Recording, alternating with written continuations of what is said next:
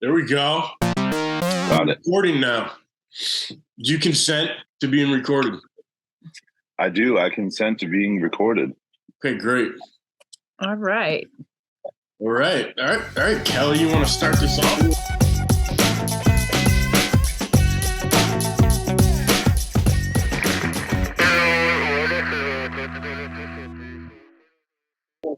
All right. So this is Open Walkie Season 2.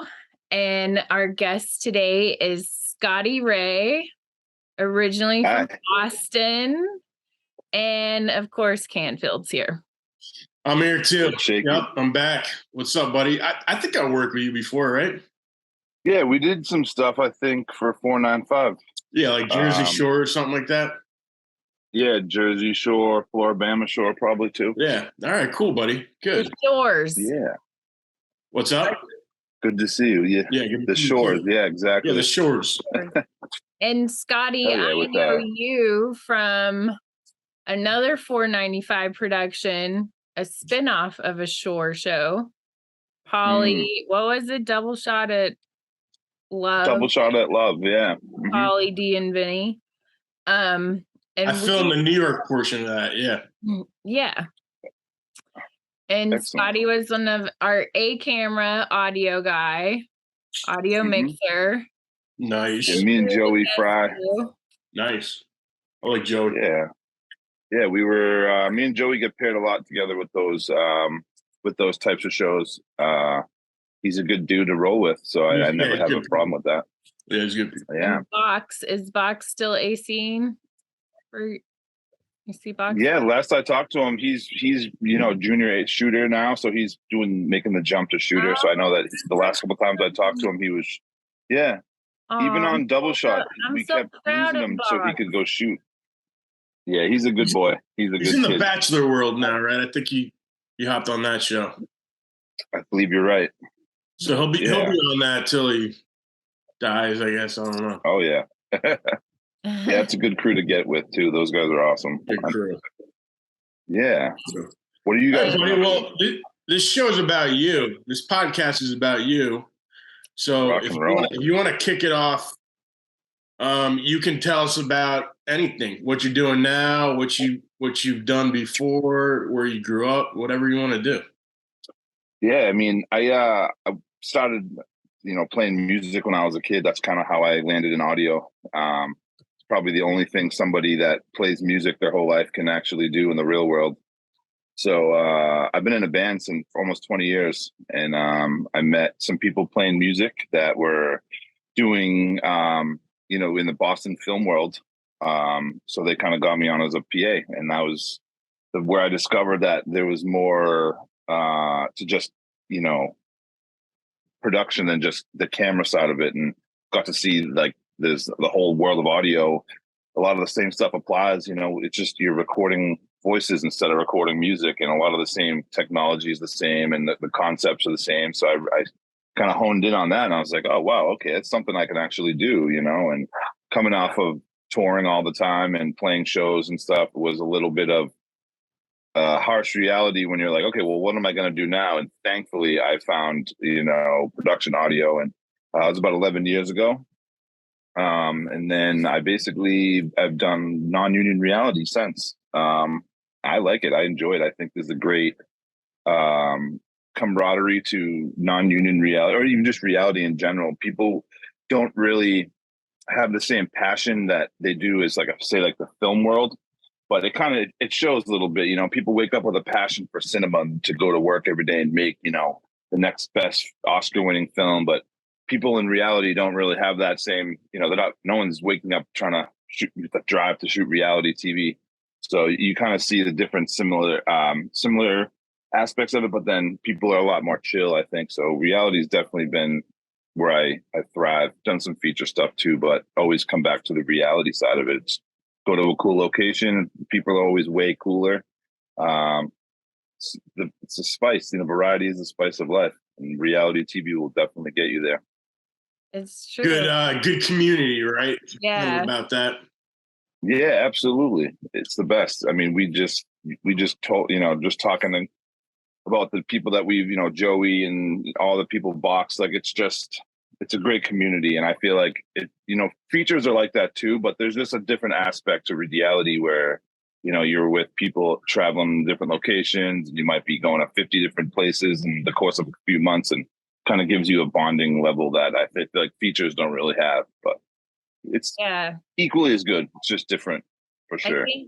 I think especially on travel shows, or like the bubble that we were in Scottsdale, where you couldn't leave the resort, like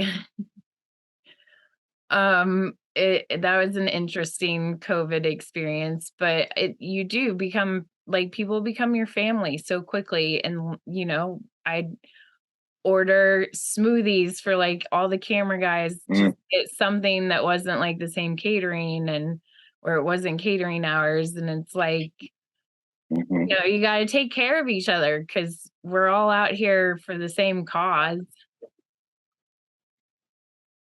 Yeah, that was awesome I remember you used to get us acai bowls. That was like the best. We used to look forward to that all the time. And just little things like that make it all better in the long run. And I mean, again, I'm not trying to take anything from Feature World. The Feature World is great and everything too. It's just if you're going to pick one or the other, I feel like the people in reality TV are a lot cooler. And especially like you're saying with the bubble shows being a thing, 2020 was just wild. And so a lot of the people that I worked with in those bubble shows, I can just tell you right now, for the next, forever, I'll always have a special place for those people that, because it was a crazy time in the world, and to spend it with a bunch of people in a bubble is just something we'll probably, hopefully, never have to experience again.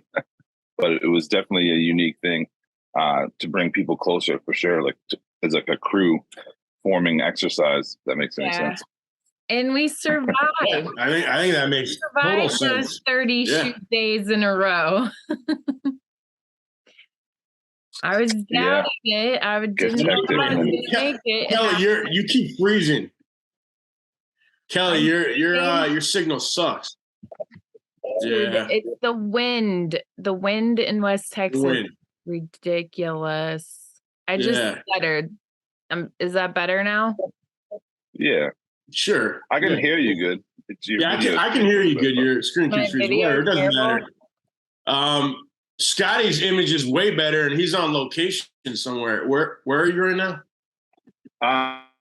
Hold on.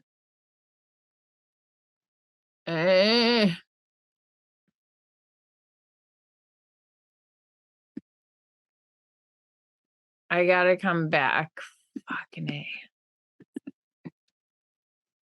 Cool. All right. Sorry. So we got cut off for 1 second. You were saying you're finishing up the show down there in Alabama?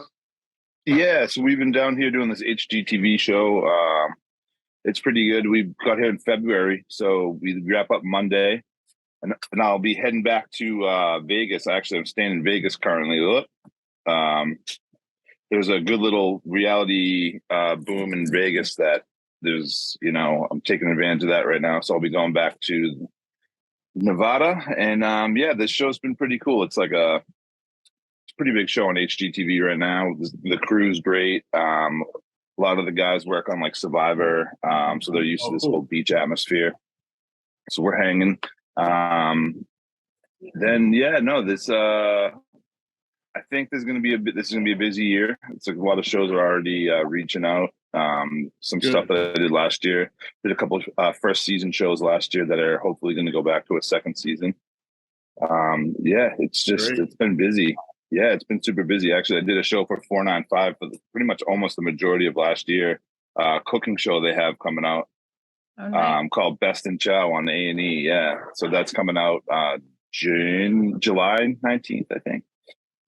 So awesome, we're looking for that. We're hoping for that to go to a second. Cool. Yeah, it was a small crew. We went. We were out for like 5 months. We did 120 restaurants. A small crew, just 2 cameras. I think Ebony McLean, she's the executive producer. She's the 495 regular, and it was great. We had a great time. We went to, like I said, 120 restaurants, went to like 9 or 10 state fairs.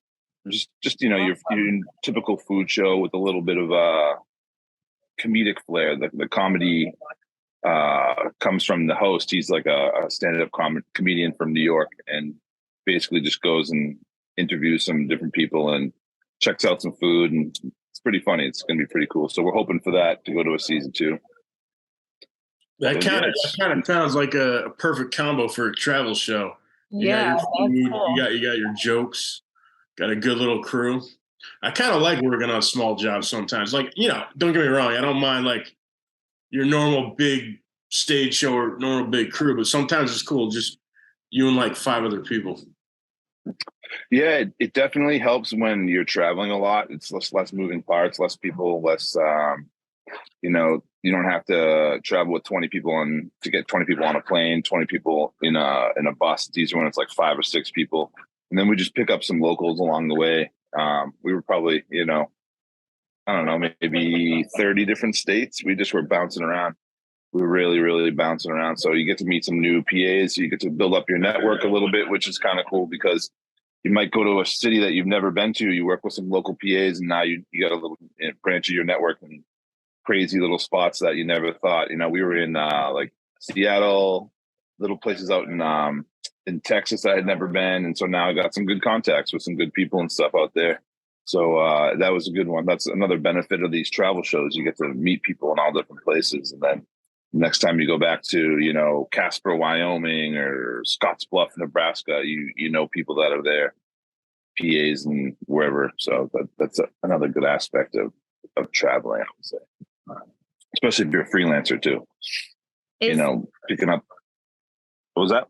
Is Scottsbluff? Sorry, just random question here. Is Scottsbluff by where's the rock with all the presidents in the rock? Oh, Mount Rushmore. Mount Rushmore. There it is. I think that's Scottsbluff. I don't think so. I think isn't that Montana? I think that might be Montana. I don't. No, isn't that North Dakota or South Dakota? That's it. Yeah. It's Dakota. You're right. It's one of the Dakotas. I can't remember which, to be honest. It's kind of bad. I don't feel glad I was just going to say, that's where Mount Rushmore is. No, it's not. I feel like a bad American. I don't know what that is. glad we cleared that up. 3 American citizens right here doing our best. I didn't even know what to call it. Mount Rushmore. Okay. Where's your home base? Where do you live now? Or are you just roaming around? So I'm staying in Vegas right now. One of my buddies that lives there, staying at his house. He's a camera operator.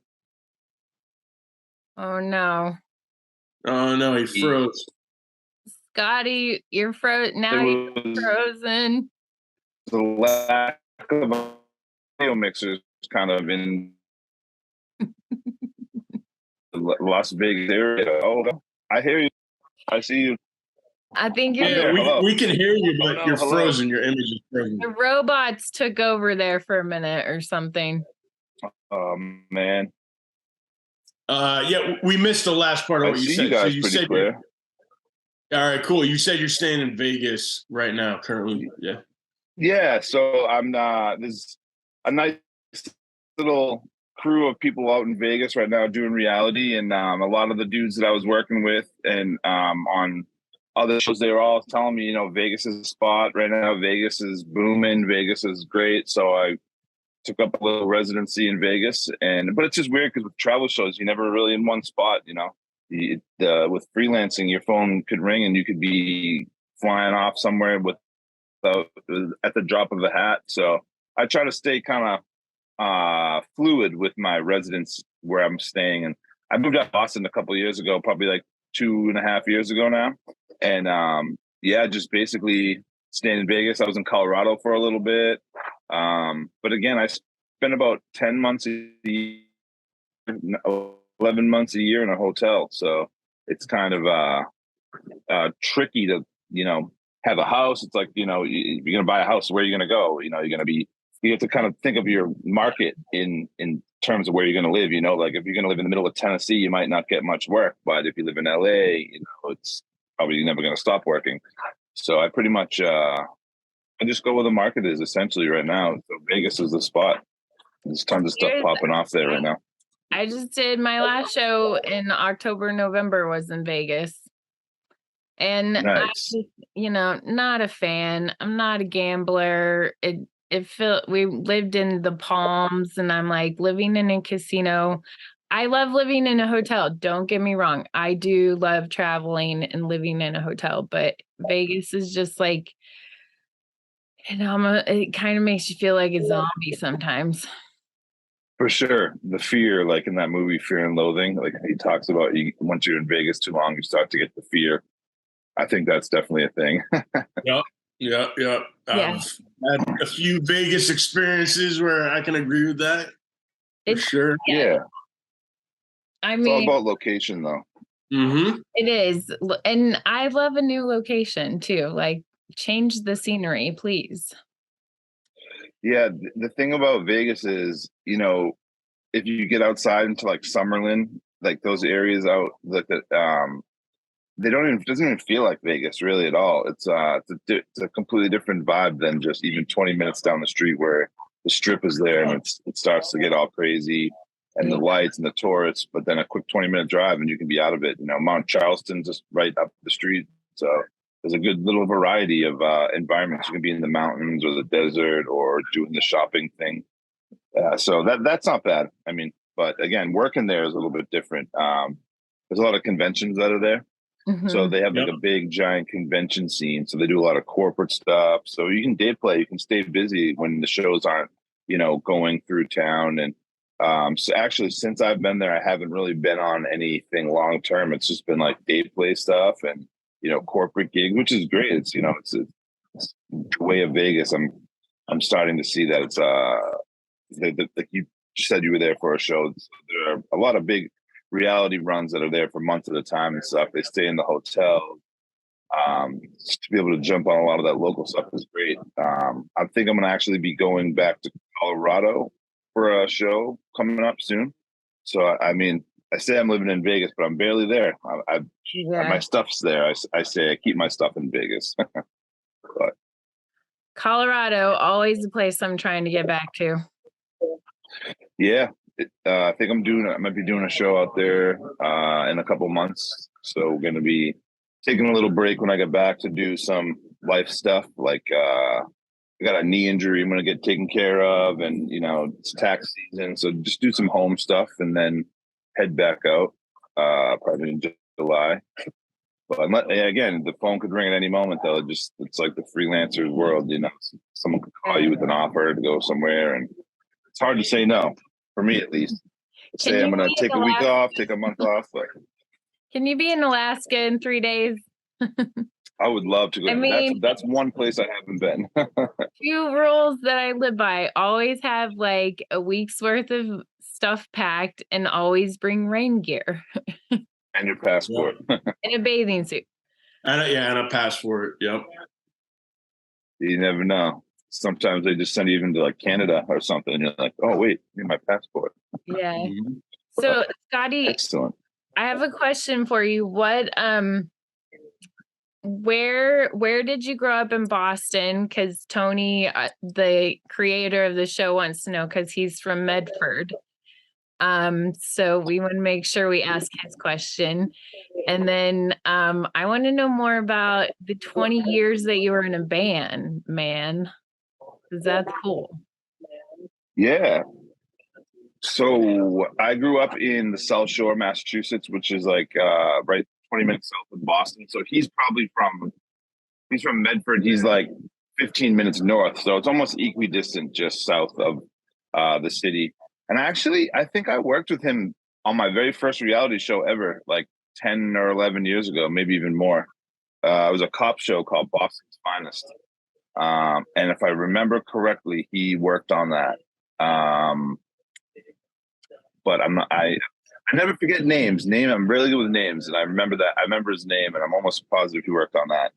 But yeah, no, so in Boston, there's a big like hardcore scene. It's kind of like punk rock and metal mixed together. They call it hardcore. It's a big scene there. So growing up, we were always playing in punk bands and shows and going and touring around like Canada or like the East Coast a little bit and doing stuff like that. And we just never gave it up. Just always played and just kept playing shows and doing our thing. And it eventually led to where I'm at now, so that I guess that's good. You always think like, oh, well, my band's going to be huge and we're going to be doing this, but you never think like, oh, well, if you keep doing that, you might learn something that'll eventually give you a career, which, I mean, if, like I was saying earlier, when you're playing music, there's really not much you can do in the world besides like be a music teacher or work for some kind of company. But then there's this whole other world of audio with production and everything. So I've literally been recording audio since I was like a kid. I got a Tascam 4-track for Christmas when I was like 10. And I was always just like recording stuff and recording bands, recording music, recording me and my friends, like doing stupid fake radio shows when we were kids. So I think it was always destined for me to be an audio guy. And then once I figured, like I was saying, I did a couple jobs when I bounced over to the sound card and kind of was like taking a peek at it. And I'm like, it's an XLR cable. I'm like, I have some of those. And, you start to realize that it's application is the same in music and in production. It's just what you're recording and the gear is a little bit different. So you're recording voices rather than music and instruments. And then, you're just sort of big, giant vocal mics. You're using little lav mics. So there was a pretty easy crossover there for me. But we played we did Warp Tour in 06. We played at like CBGB's in New York City.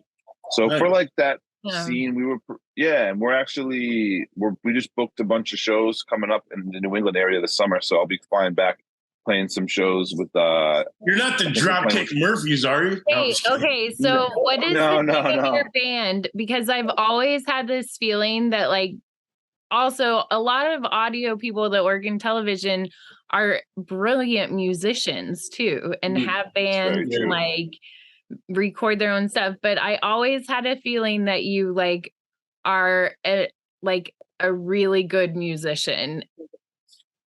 So what's the name of your band? Yeah. So my band's called Cutthroat.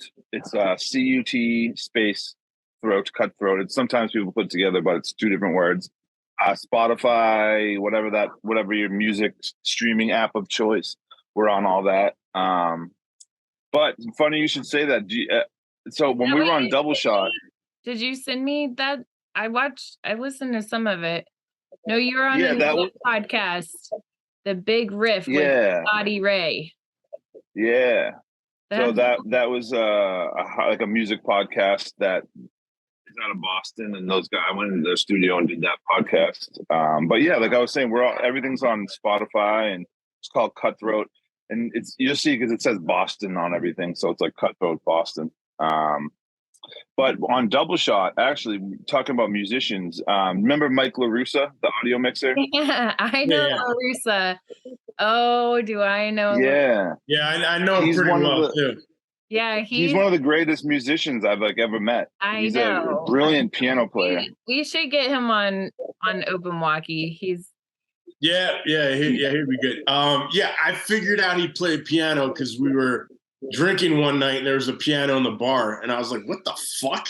And he's just like, he's also he blew everyone away. Deep sea fisherman. He like goes in the ocean and like deep sea fishes. Yeah, I went fishing with him. Really? You did? Yeah. Shut up! Tell us about that. Another time. Yeah, it was. We were shooting down in Florida. We were shooting down in the Keys, and he's like, Canfield, you wanna wake up at like 5 a.m. and get a boat? I was like, all right, cool. Like, sure. Was that Jersey Shore? Yeah. Yeah, I was there for that. On the where they faked the dude drowned in the pool. Yeah. Oh yeah. On our day off, because he was my audio mixer. On our day off, we took a boat out. That's awesome. Yeah, no, it was cool. When we were on Double Shot, we actually set up a little jam station in the gear room. We had I was playing bass, he was playing piano, and then we set up a little drum machine. And then Sarah, one of the ACs. She was singing. So you're right. Musicians and audio production kind of go hand in hand. A lot of people, like I keep saying, I think that's the only real job you can do when you're a musician after you stop playing music. Like what is there to do when you're an adult? It's so that's a good transition though. Or be a famous rock star, but they only pick a few people for that job. Yes, and not me. That was never. We played loud, aggressive music that people mosh to, and this was again where the band's been around for 20 years, so it's. I don't know. I'm not a huge critique when it comes to my own stuff, but I mean, I think it was just we were doing it when we were younger, and we never stopped, and every time we kept playing, we kept playing. So sorry, hold on, I'm getting a weird text message. Okay, if you gotta go, that's cool. Oh no, I just gotta answer this real quick. Okay. But but again, I would say 9 out of 10 sound guys are probably musicians. They probably do. I don't know. I'd say there's some camera guys too, and some other production people that play music. But I think production just attracts artistic people in general. You ask whatever is in their side gigs or their hobbies in life, they're probably doing something artistic. I mean, painting, whatever it is. Well, photography itself is an art. Videography and using a camera, that's just like painting a picture to me. That's how I got into it. But, growing up, I painted, I did art stuff, I did photography, and then I was like, exactly what you're saying. What can I fucking do for a job? I went to college, but it's like, what am I do for a job? And then it's like, oh, well, I know how to shoot a camera, so that's it. Yeah.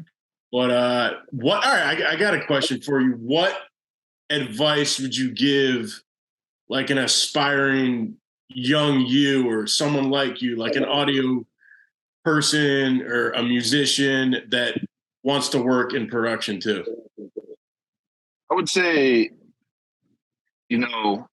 don't, this is going to sound so cliche, but like, don't give up. You just got to a lot of times when I was growing up, people would say like, oh, why are you doing audio? Or like, why are you trying to get, your band off the ground? And why don't you just get a job? And why are you doing this? Why are you doing that? And it's just like, because someday it's going to pay off, and it will. And if you really want to do it, and it's something that you've decided in your head that you're going to do, just don't stop doing it.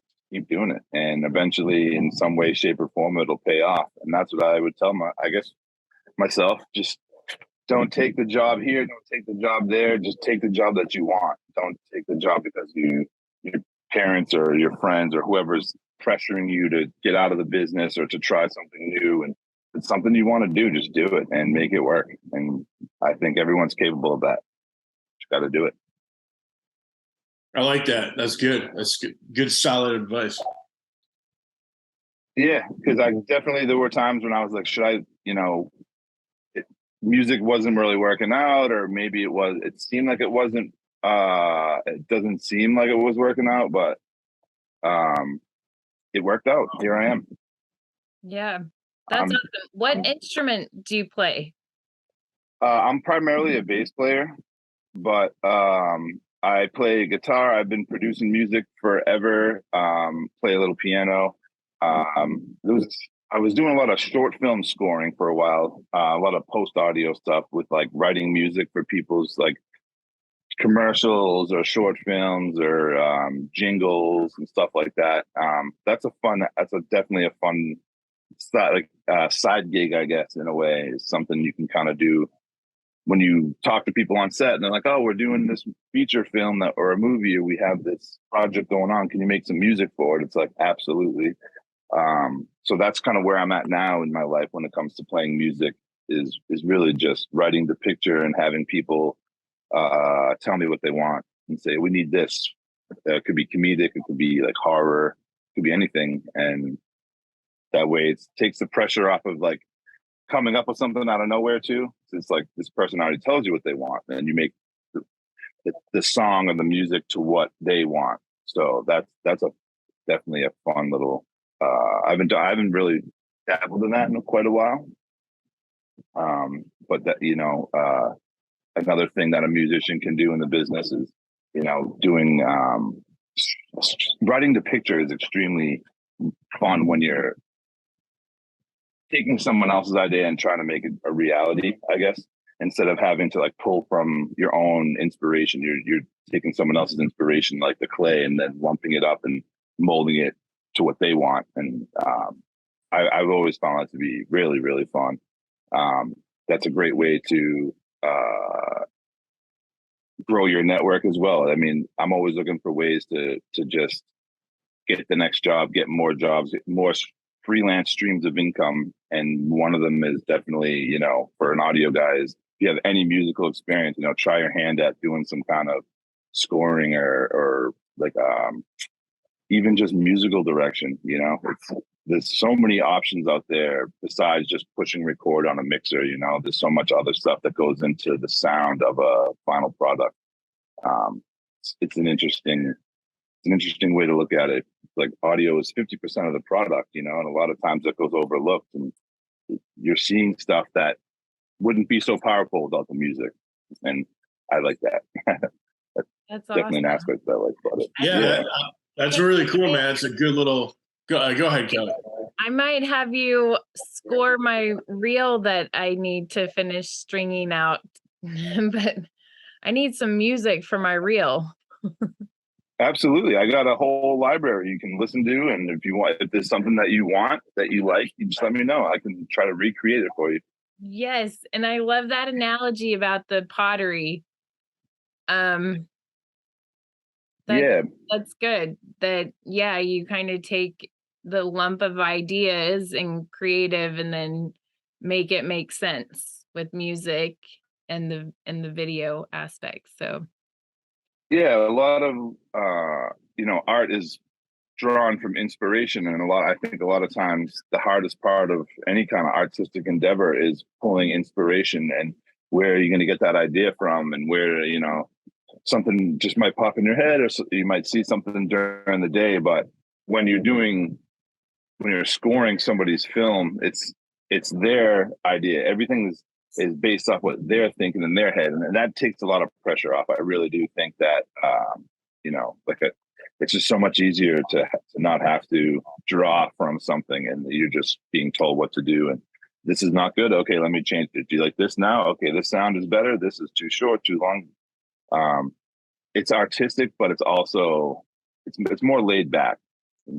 Yeah, like I said, and you have like a baseline of creativity. So like it's really like your jumping off point, because then you get to be creative and developing it further. I think that's really brilliant. Mm-hmm. I love it. It's definitely if I had to snap my fingers and have my like dream job, I would probably be in post somewhere doing musical scoring and direction and deciding what song goes with what, or even creating the music that goes with images. But yeah, that's definitely my dream job right there. I mean, it sounds like you're kind of on your way to do that, and I think that's probably a good way to, when you get tired of traveling, you can have your own little studio, do everything remote. Everything's remote now, anyways. Post wise, that's a good hustle, man. Yeah, write yourself a little jingle on a national commercial, make a couple million. Oh yeah, absolutely. And then you just sit in your house all day. Yeah. All you got to do is just chill. Well, or you can come to my property in Colorado that I'm going to have, where there's a recording studio that's a whole cabin that's just like a soundboard upstairs and like a recording studio is downstairs. It's called the Rock Cabin, and I'll also have rocks from nature in it. Yeah. Oh, just from like what Kelley just said. It's on my vision board for my future. I like it. That's cool. I have a bunch of rocks. Every time I go out somewhere, I'll just look down and grab a little rock, and I'll put it in a little case and write where I got it. And I have like all these rocks from all these different places. It's a great thing if someone goes to, like, my friend was in Egypt, and I said, "Yo, get me just a little rock from Egypt. It doesn't cost anything, but to, you put them all out, and it's kind of cool. It's a cool little travel souvenir collection. Yeah, cool. I always pick up interesting rocks, but I never thought of like writing where I got it from. That's cool. I didn't know you're a fellow rock collector. That's exciting. Heck yeah. It started as a kind of like by accident. I just I went to Spain one time, and I saw this little cool rock on the ground, and I just picked it up and I kept it, and then I brought it home, and I was like, you know what, I should just do that every time I go somewhere. It's free. It doesn't cost you anything. You just find a cool little rock, and there you go. And it's like having a little piece of the place that you've went to, Yeah, because it holds that energy. Do you know that there's a rock identifier app, and you can like scan a picture of it, and it'll tell you like what the closest like type of rock it is? I have not seen that. What's it called? I might have to write it down. It's literally called like rock identifier. It's like Shazam, but I shit you not. Yeah, a rock Shazam. That's funny. That's what it is. Hold on. Rock Shazam. You little geologists over here. I like it. Hey man, rocks are cool. Yeah, no, rocks are cool. I like rocks. Can you see that? Rock I just think it's a good backwards, but just a good rock identifier. Okay. Stone ID. Copy that. I think it's like $19.99 Copy that. the whole year. $20 to know what the rocks are. I mean, of course, you have to pay to identify a rock. Yeah, I kind of turned me off that it's not free. I don't know. Well, I mean, make money too. Yeah. Either way. What's the rest of your day looking like? We're going back in about 10 minutes. We're doing some more reno stuff. So the houses are being judged right now without giving away too much because the old NDA. Yeah. But yeah, no, we're cruising along. This crew that I've been with is one of the best crews I've worked with in a very, very long time. Everyone's super cool. It's been great. We're down here on the beach. So you see dolphins outside every day, and literally, like, I'm looking at the ocean right now. It's 20 feet away. Nice. You can't beat it. You can't beat it. As long as you can get the sand under control and the sun, everything's great. But there's sun everywhere, and there's sand everywhere. Yeah. Take some sand up. There you go. Yeah. What are your parting words for either any of our viewers or people in the industry that are just getting started? Jeff, did you already ask this question? Kind of, but what's your parting just wrap up wisdom? You can give a little wisdom for us. Yeah. I would say hold on one sec. Yep.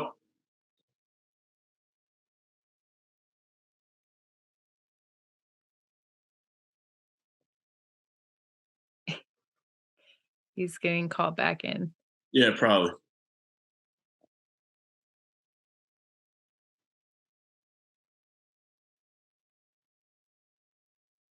It's okay if you have to go. We can't hear you. We lost you. Hello. Oh, yeah. Sorry about that. Yeah. You gotta go back in. I gotta run. Yeah, they're actually. That's all a perfect fuck you. They're looking for me. So, parting advice to people.